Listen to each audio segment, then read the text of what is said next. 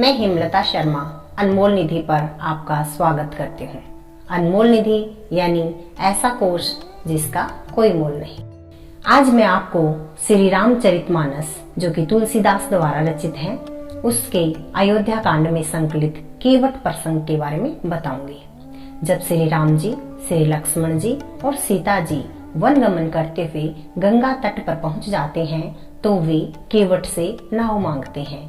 केवट अपने अटपटे वचनों के द्वारा श्री राम जी को मोहित कर लेते हैं। केवट भगवान राम के मर्म को समझ गए और वो सीधे न बताते हुए उनकी अटपटी बातें करते हैं। श्री राम जी ने केवट से नाव मांगी। वे कहते हैं, मांगी नाव ने केवट आना, कहे तुम्हार मरम में जाना। चरण कमल रज कहू सबु कहै, मानुष करनि मूरी कछु अहै। कि हे श्री राम, मैंने तुम्हारा मर्म अर्थात भेद जान लिया। तुम्हारे चरण कमलों की धूल के लिए सब लोग कहते हैं कि वह मनुष्य बना देने वाली कोई जड़ी है। छुअत शिला भई नारी सुहाय, पाहन तेन काठ कठिनाई। तरनिउ मुनि धरनी होई जाय, बाट परई मोरी नाव उड़ाई। केवट कहता है, जिसके छूते ही पत्थर की शिला सुंदरी अर्थात सुंदर स्त्री हो गई। मेरी नाव तो काठ की है, काठ पत्थर से कठोर तो होती नहीं। मेरी नाव भी मुनि की स्त्री हो जाएगी और इस प्रकार मेरी नाव उड़ जाएगी तो मैं लुट जाऊंगा अर्थात रास्ता रुक जाएगा, जिससे आप पार नहीं हो सकेंगे और मेरी रोजी मारी जाएगी। मेरी कमाने खाने की राह ही मारी जाएगी। एहि प्रतिपालऊ सब परिवारो, नहीं जानऊ कछु उरुक बारू। जो प्रभु पार अवसिगा चहऊ, मोहि पदे पदुम पखारन कहऊ। मैं तो इसी नाव से सारे परिवार का पालन पोषण करता हूँ, दूसरा कोई धंधा नहीं है। हे प्रभु, यदि तुम अवश्य ही पार जाना चाहते हो तो मुझे पहले अपने चरण कमल पखारने अर्थात धोने के लिए कह दो। पद कमल धोई चढ़ाई, नावन नाथ उतराई चहूं। मोहि राम राउरी आन दशरथ, सफत सब साची कहो। बरु तेरे मारहूँ लखनु पै, जब लगी न पाए पखारी हूँ। तब लगी न तुलसीदास नाथ, कृपाल पारु उतारी हूँ। हे नाथ, मैं चरण कमल धोकर आपको नाव पर चढ़ा लूंगा। मैं आपसे कुछ उतराई नहीं चाहता। हे राम, मुझे आपकी दुहाई और दशरथ जी की सौगंध है। मैं सब सच सच कहता हूँ। लक्ष्मण भले ही मुझे तीर मारे, पर जब तक मैं पैरों को पखार न लूंगा तब तक हे तुलसीदास के नाथ, हे कृपालु, मैं पार नहीं उतारूंगा। सुनि केवट के बैन, प्रेम लपेटे अटपटे। बही बिहसे करुणाएन, चितई जान के लखन तन। केवट के प्रेम में लपेटे हुए अटपटे वचन सुनकर करुणाधाम श्री राम जी, जानकी जी और लक्ष्मण जी की तरफ देखकर हंसने लगे। कृपा सिंधु बोले मुस्काई, सोई करु जेहि तव नाव न जाई। बेगी आनु जल पाए पखारू, होत विलंब उतारे पारू। कृपा के समुद्र श्री राम जी ने केवट से मुस्कुराकर कहा, हे भाई, तू वही कर जिससे तेरी नाव न जाए। जल्दी पानी ला और मेरे पैर धो ले, देर हो रही है, पार उतार दो। जासु नाम सुमिरत एक बारा, उतरहि नर भव सिंधु अपारा। सोई कृपालु के वटहिनी होरा, जेहि जुग किए तेहु पगहु ते थोरा। एक बार जिनका नाम स्मरण करते ही मनुष्य अपार भव सागर के पार उतर जाते हैं और जिन्होंने जगत को 3 पग में ही छोटा कर दिया अर्थात भगवान के वामन अवतार की बात है, 2 ही पग में त्रिलोकी को नाप लिया था, वही कृपालु श्री राम जी गंगा जी से पार उतारने के लिए केवट का निहोरा कर रहे हैं। पद नख निरखी देव सरि हरसी, सुनि प्रभु वचन मोह मति करसी।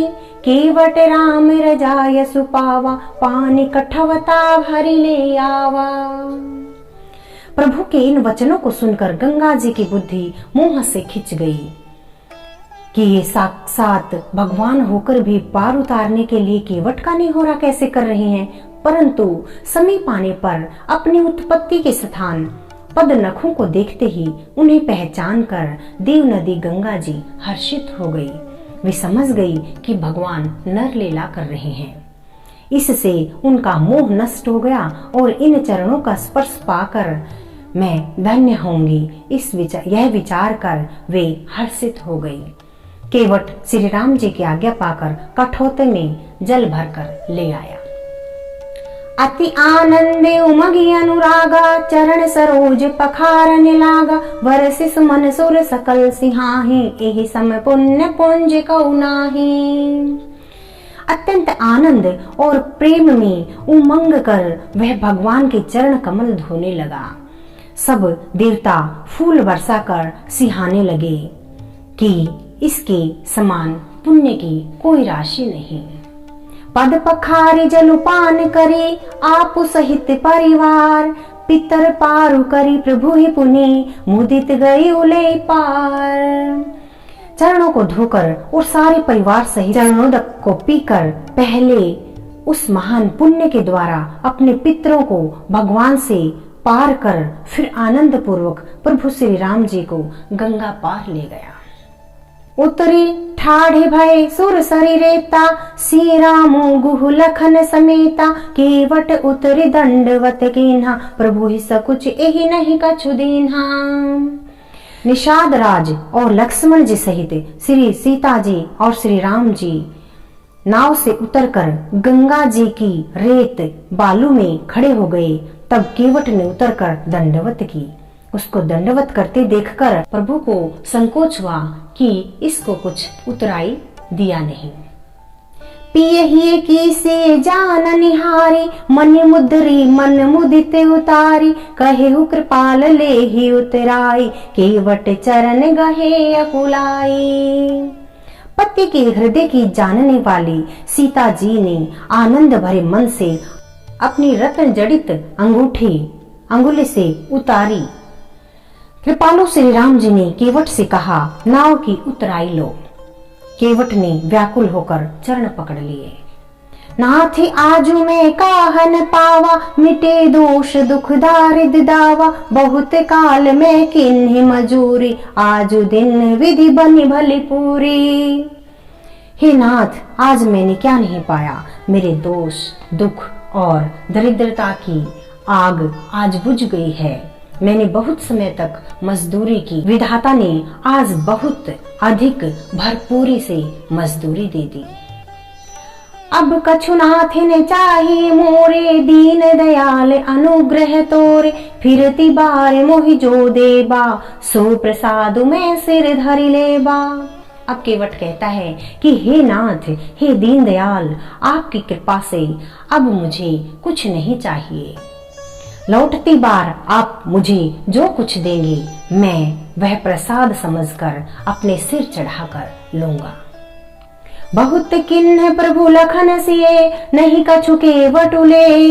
विदा किन्ह करुणायतन, भगति विमल बरुदे। प्रभु श्री राम जी, लक्ष्मण जी और सीता जी ने बहुत आग्रह किया पर केवट ने कुछ नहीं लिया। तब करुणा के धाम भगवान श्री रामचंद्र जी ने निर्मल भक्ति का वरदान देकर उसे विदा किया। तो ये था केवट प्रसंग और भगवान के प्रति निर्मल भक्ति को देखकर भगवान ने फिर उसको इस तरह का आशीर्वाद देकर विदा किया।